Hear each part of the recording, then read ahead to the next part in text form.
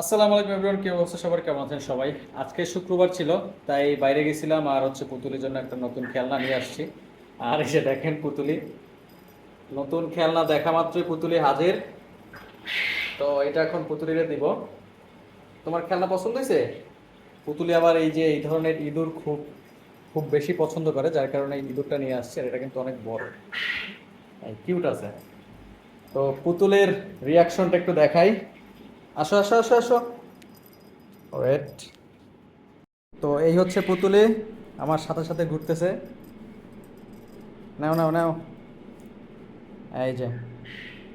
তো দেখতেই পাচ্ছেন পুতুলে আসলে খুব বেশি পছন্দ করে এই ধরনের ইঁদুর, যার কারণে এটা আমি নিয়ে আসলাম। আর জিনিসটা দেখতেও অনেক কিউট আছে। তো এটা এখন আমি ওরে দিব। নাও, পুতুলি এখন এইটা দিয়ে খেলবে। এই যে টফিও চলে আসছে। টফি আসলে অত মানে ওরকম খেলাধুলা করে না। এই থাপ্পড় দিছে, এরকমই করে। পুতুলি হচ্ছে থাপ্পড় দিয়ে দৌড় দেয়। পুতুলি মাশাআল্লাহ অনেক খেলাধুলা করে।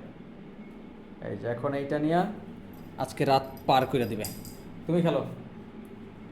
ইনি খেলবে না, ইনি এত অলস। হ্যাঁ, হ্যাঁ। বাহ, টফিরও পছন্দ হয়েছে। টফিও দুইটা লাথি মারলো, এই তো আরও মারছে। যাও দুইজন এখন একসাথে খেলো, যাও যাও যাও যাও। ওই যে আর একজন ওই যে বৈশা আছে। তো এরা এটা নিয়ে থাকুক। এদের খেলাটা মানে খেলনাটা অনেক বেশি পছন্দ হয়েছে। তো কারা কারা আপনাদের শখের বিড়াল এরকমের খেলনা বাইরে গেলেই নিয়ে আসেন, অবশ্যই আমাকে কমেন্ট করে জানাবেন। আর আপনার যদি এরকমের মাশাল্লাহ কিউট কিউট কিছু বিড়াল থেকে থাকে, তাইলে ওদের নাম কি সেটা আমাকে কমেন্টে অবশ্যই জানাবেন।